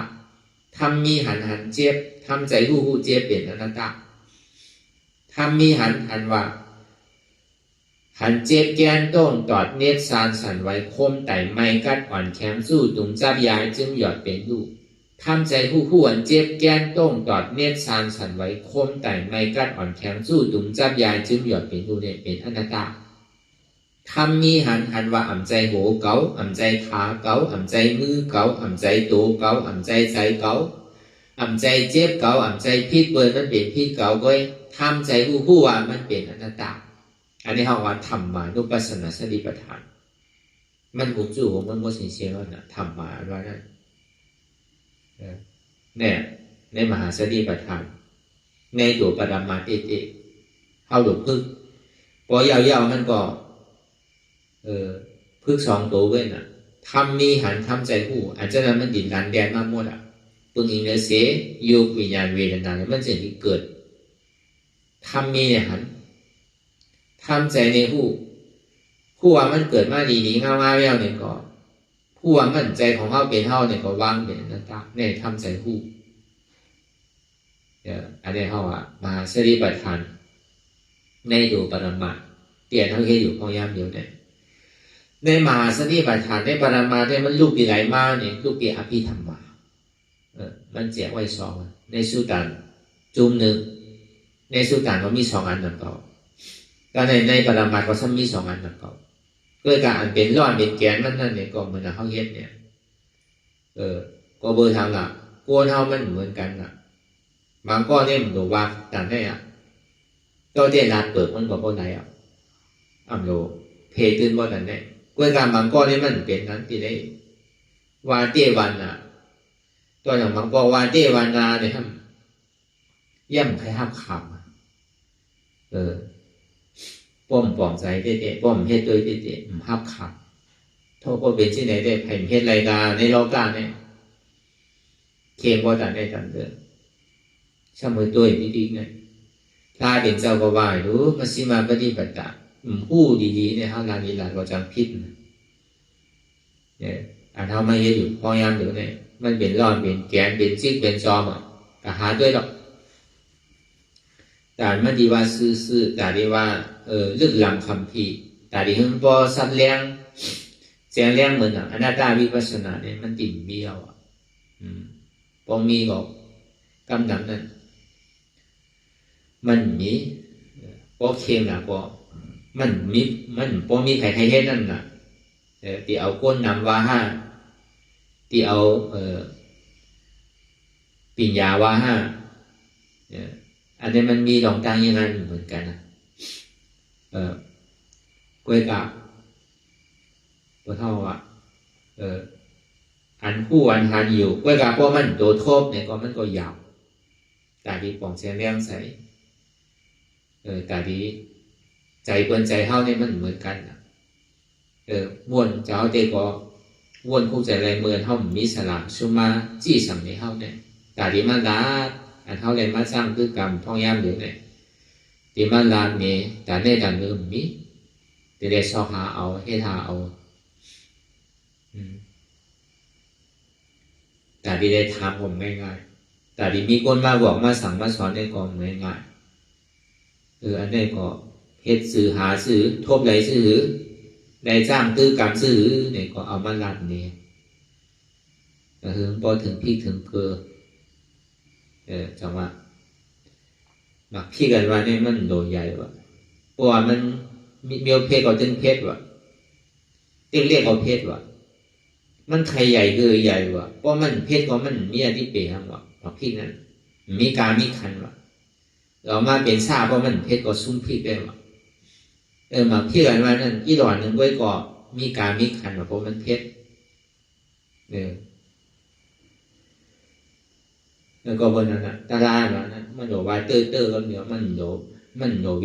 วนั่นนะที่เดียวใครตาลาใครทบตาลาใครหาตาลาดกเขาใจโดก้นน้ำเขาโดมีลองตั้งคัดใจใครยาก้นดีอันใครเฮ็ดเต้ไรเต้นั่นน่ะอันนั้นมันเป็นคอลำลอกเฮ็ดเอาชื่อเอาเสียงเฮ็ดถือใครมีก้นน้ำเนี่ยมันมีอธิเปียก้นมันหนังก็มันมีการมีขันก่อนทุลางก้นมันเก๋ก็เพราะมันหู้เส้นตั้งดีมีเราตั้งเยื่นเฮ็ดอะไรดีๆเนี่ยก็มันมีการมีขันนะสร้างตีสร้างตั้งมันใหญ่มันหลวงก็มันมีอธิเปียมันอย่างสร้างก้นนะสร้างก้นนั่นว่านั่น100,000ก็เพราะมันป่องใจกว่าก้อนนึงเนี่ยก็เดียวมันอย่างพระเป็นเจ้าไรสัปนิวใต้หยาดมันเนี่ยตีมพ่อตลาดเนี่ยพระเป็นเจ้าเนี่ยเอาโรตลาดเนี่ยมันลึกนะแต่ดีกว่าพ่อมันเขาได้เขาดิ่มป้องเขาดิ่มพ่อตลาดเนี่ยค่อยกว่าถึงคุณช้างก็เนี่ยคุณช้างลงมาเนี่ยมาต้องปั่นพระเป็นเจ้าเขาไว้สายหมุนคำพระเป็นเจ้าค่ะกูเขาได้เหมือนกันหนังเขาจะเข้าการสร้างปรมีมาในข้าวตั้งหมดเสียสังขายไปแสนกำผาจุดในกูเจอกูลองปูนตาดีชอเราวีเนี่ยสัตวานี่จะเข้าสมาติมช้อนเนี่ยช้อนแล้วเนี่ยใจมิวมันค้าเนี่ยแค่ต่ออีดูเนื้อวีเนี่ยสัตวะกูเขาได้ติ่มเหมือนกันหนังเก่ามันก็ตาโมงมันก็ขุนมันยังตึกมีน้ำมีเกศจ้ามีขุนเกศเนี่ยก็มันก็ตีปากแดงแจงแรงใส่มากกว่าเหมือนหนังหมอกหมูนั่นนะมองอันนี้ก็มันตัวเดียร์เดียดสองก็มันดีกีว่ะบางอันตึกปีพูดออกมาว่ะบางอันนี้ตึกคืนอยู่ตั้งกลางว่ะบางอันนี้ตึกคืนหน่อว่ะเหมือนกันเนี่ยว่ะสมัยเจ้าฮอตลากว่าใน100,000ก้อนนั่นปองเจียวเลี้ยงใจกับก้อนหนึ่งก็นั่นเป็นนั่นเมียดอว่าที่นั่นต้องป่านเนี่ยถ้าเป็นเจ้าเขาสวัสดีครับนี่มันดละคุณชันเนี่ยเดี๋ยวดีว้วนคุกใจอะไรว่าเกาดีกะฮะฮอตลาปั่นแผ่วตั้งเดี๋ยวนี้คุกใจอะไรฉลามมันอะไรยาเสียอุตกายาเสียพวกคุกใจอะไรอะไรยาเสียนี่ก็หาตายกว่าหลายวันเนี่ยพวกคุกใจอะไรอุตกายาเสียก็หาตายกว่าเมื่อว่าเนี่ยสังยาเสียเนี่ยวงก้นมาเนี่ยสังจะกล่าวว่าเนี่ยเขาจะว่าจะถึงดีเมืองดีมันมีสัญญาณเดียวมีอยู่วิญญาณมีนาตีมจังกับชอนอะไรนะอายุมีอยู่40,000กำพาก็มี80,000เสียกำพาก็มีจังกับชอนเราอ่ะจะนี้คุกใจอะไรปัจเจ้าว่ากี่หาเจ้านะจะนี้มุงนากว่าเลยตั้งใจตั้งข้อกว่าที่เมืองปรณาสีที่สวนตึงคำ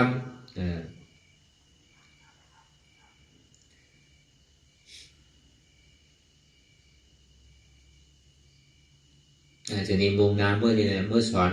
ธรรมะเสียจ่ายแล้วก็จะนี้สอนอนัตตาลักษณะสุขในข้าวตั้งหาวันนั่นน่ะอันที่เขาได้มาจ้างเมื่อเดียวก็เปิดควันดีพระเป็นเจ้า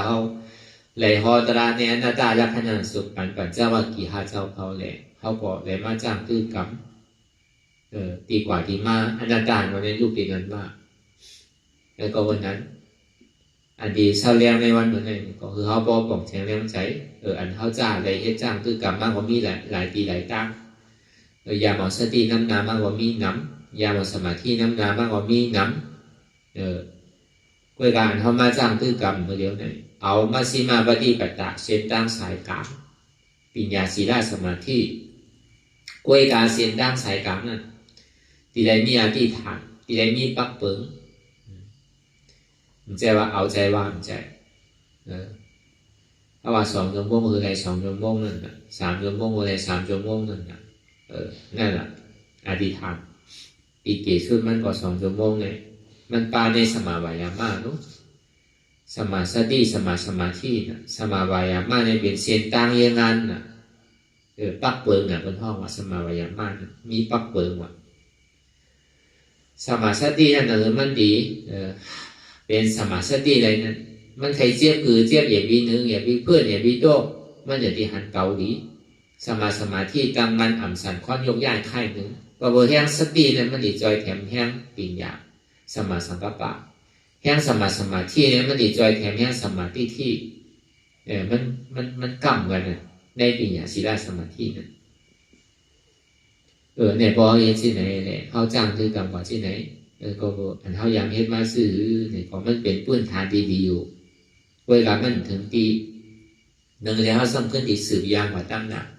ถึงพอเป็นปรมาภิติเนี่ยถึงพอเขามาในตัวปรมานั่นอันรองปีเงียบเนี่ยเขายังพึ่งไว้นั่นเนี่ยก็เขาจะได้คำป้นอะไรเข้ามาในอนัตตาวิปัสสนาก็เดียวเนี่ยมันหันได้อนิจจาทุกข้าดีๆเมื่อเขาไปยามพึ่งอนัตตาเนี่ยอนิจจาเขายังหันอยู่เฮ็ดพองนั่นนะมันก็เฮ็ดเต้ๆก็หันนั่นก็อนิจจาเนี่ยถึงต่อถึงพอเป็นรูปก็เวทนารูปนั่นนะบนห้องว่าถึงมีรูปว่าก็มีอยู่นั่นก็เพื่อพอมาเพื่ออนัตตาเนี่ยมันหันได้ทั้งสองก็เปิดว่าอนิจจามันจะมีทุกข์ก็เปิดมีอนิจจาจะมีทุกข์ก็เปิดว่ามีอนิจจาจะมีตายเอาเกิดที่มีเมื่อยาวเมื่อสุดเมื่อเสียนก็บนมีลำตั้งกระจายเกิดที่ในชนิดเป็นทุกข้าหลงมันเตือนเลยทั้งนั้นก็ในบ่อหน้าตาวิปัสสนาเนี่ยทุกข้าหลงนี้มันเกิดขึ้นพองยามเดี๋ยวเนี่ยมั่นใจของเขารู้มันเคยเป็นมาก่อนมันเป็นมั่นใจตัวเขาใจเขารู้มันเป็นหน้าตาสปองเลยนะมั่นใจขันถาของเขารู้เนี่ยอันนี้มันเป็นอย่างแทบตัดกำเดียวอันเขาเห็นเลยมาเต้ๆก็เดือดเสวะสมาธิที่เล็กหันอยู่อันหมันแม้ในใจเอา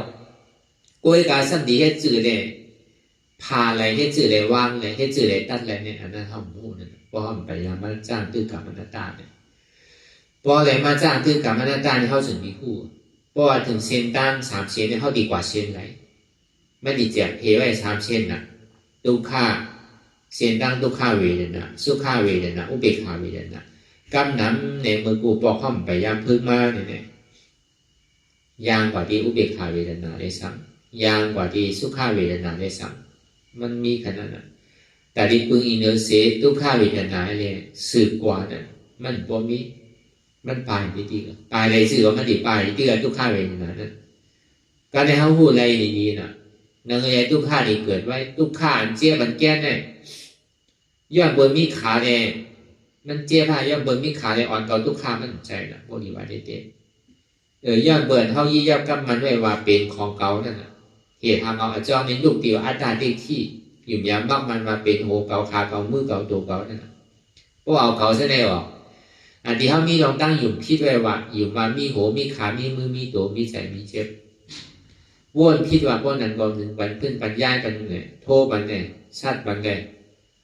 ทูบปันเนี่ยโหมปันเนี่ยต้าปันเนี่ยซะเนี่ยอันนี้เป็นลองตั้งวนผิดนะมี2 ตัวเนี่ยให้การอยู่เฉยก็ในเขาถึงที่เอาลองตั้งหันหมันเมียนวนหมันเมียนเนี่ยต่อตึกใส่ลองตั้งหันที่เดี๋ยววนพิษนั่นน่ะลองตั้งหันพิษหันมามีโหเก่ามีขาเก่ามีมือเก่ามีตัวเก่ามีใจเก่ามีเจ็บเก่ามีขันถาของเก่าวนพิษว่าพยายามก็เฮ็ดเตี้ยมันติดสาชื่อก็คัดใจเฮ็ดเลยคัดใจค่ายคัดใจหนึ่งเลยคัดใจเพื่อนเลยคัดใจปลายเลยอันนี้ลองตั้งหันพิษวนพิษก็ได้ลองตั้งหันหมันแม่วนหมันแม่มีโหมีขามีมือมีตัวมีใจมีเจ็บเพราะว่าสมาธิที่มีทุกข้าไว้เตียนมันเกิดขึ้นมีทุกข้าไว้เตียนมันตั้งอยู่มีทุกข้าไว้เตียนมันตู้กว่าเหลือเสียทุกข้าเนี่ยมันมีอะไรในสัจวาทั้งหมดทั้งสิ้นเนี่ยหรือว่าโอนเติม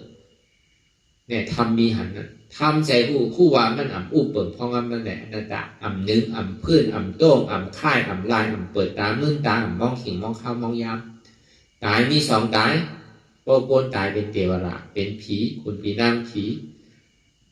พออาจารย์ตายเป็นอริยะภัยตายพอเติมมันละ จุดที่ไหนเพราะฉะนั้นพึ่งนานมาพอมันดีตายโกนเด่นตายอัตตาที่ตายโกนตายเด่นมีอัตตาที่ตายพอตายเอาตายแต่ได้ต้องตายเป็นไรปอกนะพอเขาอยู่บ้านนางตลาดตายเนี่ยหนัง2-3 ชั่วโมงพวกเห็นเหลือใจมันก็ถามว่าดีชอบมันโตขึ้นติ๊กๆเนี่ยถ้ามาดัง2-3-4ดังถึงเมืองแรงแบบตายกันนะเพราะฉะนั้นเพราะเป็นนั้นได้อยู่ในต้องในตายเป็นหลายปอกลมผู้เดือนหนึ่งตายเป็น30 ปอกเพราะดีตายดังวันหนึ่งในตายเนี่ยนาง12 ชั่วโมงถึงวันไว้ก่อนนะพอเหลือหนึ่งในตาย60 ปอกพออ่านมาพอนางถึงเมืองแรงในตายนะพอ10 เดือนกว่าก็คือ6 ปากปอตายอันอยู่ในต้องนะที่ตายเป็น6 ปากปอซ้ำตายแล้วออกมาซ้ำดีนะมันตายนี่ก็เอาได้เข้าใจพอมันเป็นตลาเนี่ยตลาเนี่ยมันหลุดปอกใจเนี่ยนะอันนี้นั่นคือแหละจากว่าเขามันนั่ง1 ชั่วโมง 2 ชั่วโมงได้แต่มันเปลี่ยนอย่าไปโก้มันตายหรอกแค่ว่าที่ไหนกันเพราะมันตายก็วนตัวหยอกอยู่ในจอเนี่ยนอนคดข่อยไปเงี้ยนะจางห้องใส่ไพ่ละถวยใจผมได้อันนี้เขายังอยู่ไพ่ก็มาเต้เขากัดมาเนี่ยก็เขาก็ห่มผ้าอะไรไม่มาเนี่ยก็เขาห่มป้อนใส่ผ้าแค่มันได้มีอย่างทำกลัวแต่ดีกับเกิดทำลองตายนี่ดีกับกลัวให้ยังเกิดมากกว่าตายเนี่ยไผ่ตายมีแล้วเนี่ยมันอยากจะว่าตายเอาติเกิดตายเอาเกิดแค่กันว่าเป็นผู้ดูสันนานนะเนี่ยมันต้องเกิดที่กับตายก็เกิดมากกว่าติดตายเนี่ยมีไผ่ป้วนตั้งตายถ้ามีกับโกตายอย่างผู้ว่าติดตายหมดติดตายเมื่อไรผู้ว่าการติดตายหมดนะเหตุการณ์ท่าล่าตายก็เติมมาเนี่ยชื่อเสียงดีๆก่อนนะดังท่าล่าก็ตายมาเนี่ยชื่อเสียงดีดื้อหลังมันก็มันมีตรงนั้นท่าล่าตายไปนั่นเพื่อนเอาเผาแล้วนะเพื่อนเอาไม่ให้เลยยังชื่อเสียงดีย้อนนั่นกันนะแต่ก็พวกกับเหตุคิดเลยขี่โตขี่กล้าปิงโตคอยก็ลอยตายว่ะชื่อเสียงป้อเดียกินยาไม่ยาผิดในย่องหย่องในแหวนโตขึ้นตายว่ะชื่อเสียงเดียแหวนโตน้ำตายว่ะชื่อเสียงเดียการลากการโจรไปเลยมันยิ่งตายว่ะชื่อเสียงเดียการย่างเก้าโผก็มีวันในวันทันในวันยามตายว่ะชื่อเสียงเดียการลากการเลือวันในซ้ำการแปะการเรียนวันในวันยามแปะเลยในซ้ำกินเหล้าเมายามหู้ตัวเลยตายไปเลยซ้ำเนี่ยมันเป็นลองตั้งชื่อเสียงดีนะเมียวนั่นเด็กกี่ตายก็มันไรเฉลี่ยเอานางตลาตายเนี่ยมีชื่อเสียงมั้งก็ประเทศตั้งเมืองตายเนี่ยมันมีชื่อเสียงอีกวนที่ไหนของในของเขาวนยาวเขายาวหึงอย่าไปว่าไพ่อย่าไปว่าเทิงอันเท่าหันเท่าวนอันเท่าวนเท่าหันนั่นถึงเพ่งเวียงกันวนต่อถึงเชี่ยมันปอสุดวนต่อถึงทุกขาปอสุดตัดต่อถึงอัตตาปอตกพุทธขาดกว่าอะไรที่มันพูดบอกเกิดขึ้นเป็นมานั่นคือเขาหมอว่างเป็นอนัตตาไหน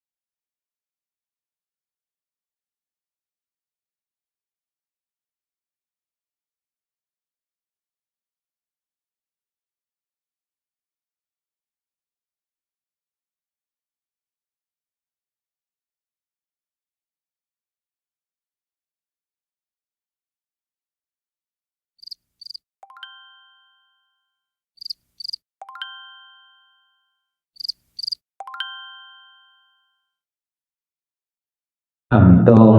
งหนึ่งค่ายลายพื้นเปิดตามึนตาอย่ายอมสงสัยอัตตามันที่สังเฮาคือหนึ่งคือโตงคือค่ายคือลายคือพื้นคือเปิดตามึนตานั่นอย่าปัญยอมกันไว้ใจให้ทานเสียสืบการปฏิบัติธรรมสมาธิที่หันสังหันเจ็บแกนโต้งตอดเนตรสานสันไว้คมไต่ไม่กัดอ่อนแข็งสู้ตุนจับยายเป็นอยากเป็นดูสภาวะยุคทาสีเปิงสนั่นมันยังเจ็บแกนโต้งตอดเนตรสานสันไว้คมไต่เนี่ยที่เขาวนวางว่าเป็นทานลมใจเก่าอนัตตาอันไม่อยู่กัดอยู่อุ่นอยู่หนาวนั่นคือเขาวนวางว่าเป็นธาตุไฟใจเก่าอนัตตาอันมันนักอยู่แข็งอยู่โอนอยู่อ่อนอย่างนั้นเนี่ยเป็นธาตุดินใจเก่าอนัตตาอันมันซึมอยู่จับอยู่ยายอยู่เป็นอยู่รู้อยู่นั่นเนี่ยเกิดอยู่รับอยู่นั่นเนี่ยเป็นธาตุน้ำใจเก่าอนัตตาพอเอาสภาวะธาตุดินน้ำลมไพ่ในเกดีกว่าพอเอาสืบข่าวตังมันอยากมันผึดตกลงตกอุ่งไว้แล้วก็เอาเส้นธาตุดินน้ำลมไพ่ในเกดีกว่าเพราะว่ามันกว่าไรลงง่ายๆเย้านี่ก็เขาก็สำคัญภาวะธาตุดินน้ำลมไพ่เนี่ยสืบวนเป็นอนัตตากว่าหนึ่งมาอย่าไปโกเนี่ยเทียบมาคือก็เอาหุ่มโซมภาพตอนว่างเป็นอนัตตาสองมาเนี่ยอย่าไปก้านเตอข้าวยำไปถึงเตออย่าไปก้านสามมาอย่าไปข้านวนปันทิกหันเยาวนเยาหันเยาวนเยาหันเจ็บวนเจ็บเป็นอนัตตาแต่ถ้าวนอนัตตาเนี่ยก็จะได้หันเจ็บหันทุกขะหันแล้วหันเจ็บหันทุกขะนั่นเนี่ยก็จะได้วนเป็นอนัตตาอันนี้ก็อย่าไปข้านวนอย่าไปลืมเนี่ยคือเขาตื่นตัวอยู่เสียผู้สังหลักอันนั้นอยู่มือเดียวเนี่ยมันใจการไพ่เนี่ยมันเป็นการเฮาคือเขาตื่นอยู่กับปัจจุบันพองยามเดี๋ยวเนี่ยคือเขาตื่นหาปัจจุบันที่มันเป็นอยู่มีอยู่เมื่อเดียวเนี่ยอย่าไปกะวนตั้งหลังตั้งนาวติ๊กเนี่ยคืออยู่จอมปัจจุบันที่มันเป็นอยู่มีอยู่เนี่ยวนเป็นอนัตตาจริงๆเนี่ยก็คือเขาไว้ใจให้ทัศนานเสสืบข้าวตั้งกว่าตั้งนาแทงวนต่อถึงเจ็บปอสุดวนต่อถึงทุกขานั้นปอสุดอะไรที่มันพูดบอกเกิดขึ้นเป็นมานั่นเนี่ยก็คือเขาวนวางเป็นอนัตตาทำใจตัวเก่ามาดีตัวเป็นอนัตตามาดีใส่ในก็อ่ำใจเก่าอนัตตามาดีเจ็บในก็เจ็บในก็อ่ำใจเก่าอนัตตาวนลองเปินก็อ่ำมีเปินอนัตตาวนลองเขาก็อ่ำมีเขาอนัตตาวนลองเฮาในก็อ่ำมีเฮาอนัตตานี่ชื่อไหนก็ได้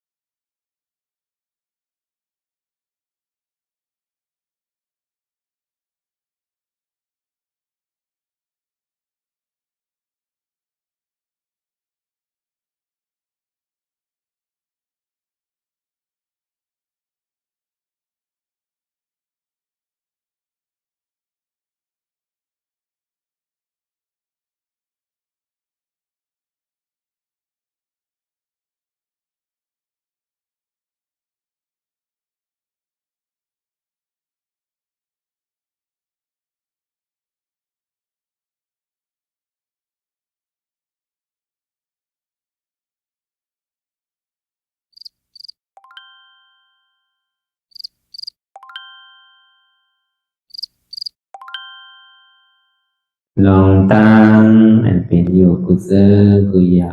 ย้ายข้องคำไว้ที่ใส่หูถอดถอนออกที่ใส่หูมันออกเสียงก่อน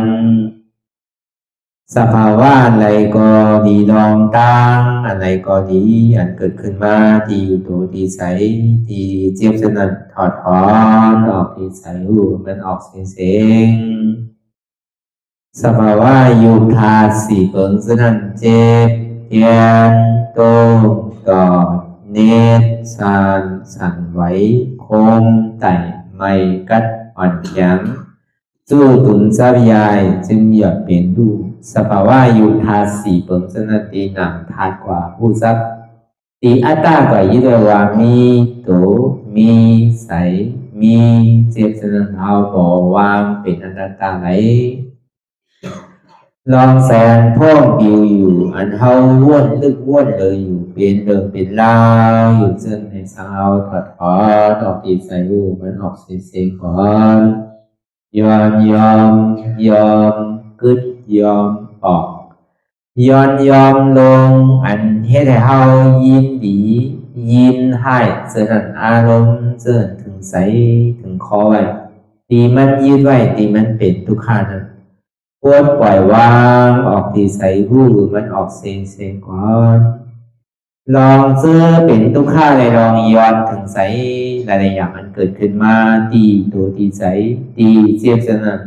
ปวดวางย่อเสียงก่อนก่อยค่ายย้ายลายดึงพื้น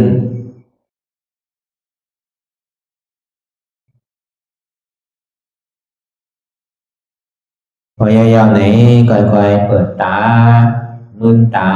ลอยได้เป็นการปฏิบัติธรรม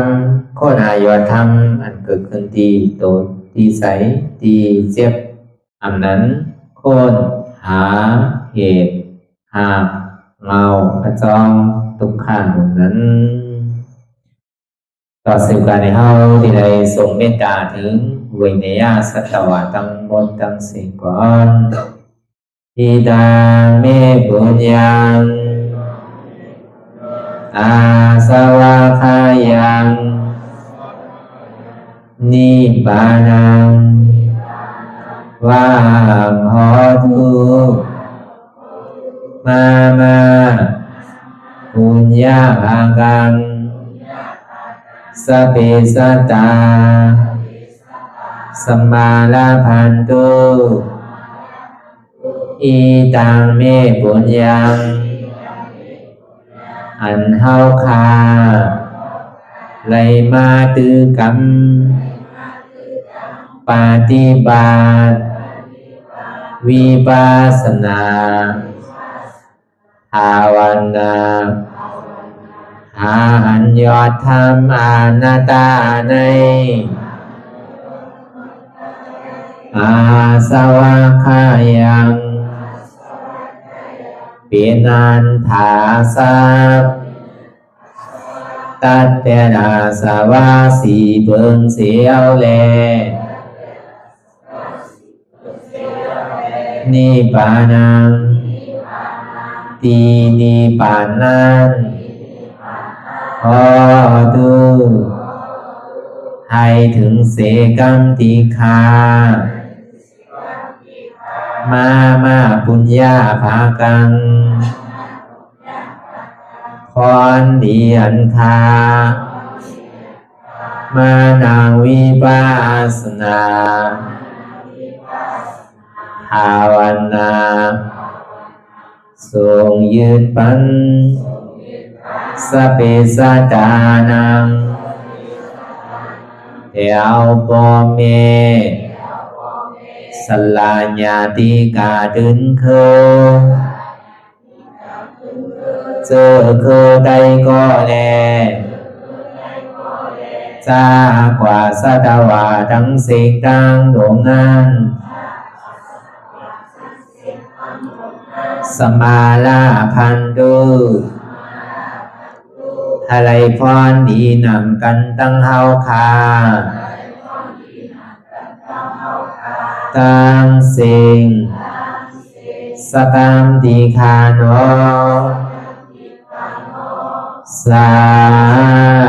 ธุสาธุสาธุ ต่อสิกว่าเฮาพระอ่อนกันเนาะพระหลวงที่ปุญญาก็ปันโตอริยเพศเจ้ากูเจ้าก่อนอริยเจ้ากูเจ้าค่ะในยามเมื่อไหร่ก็ดี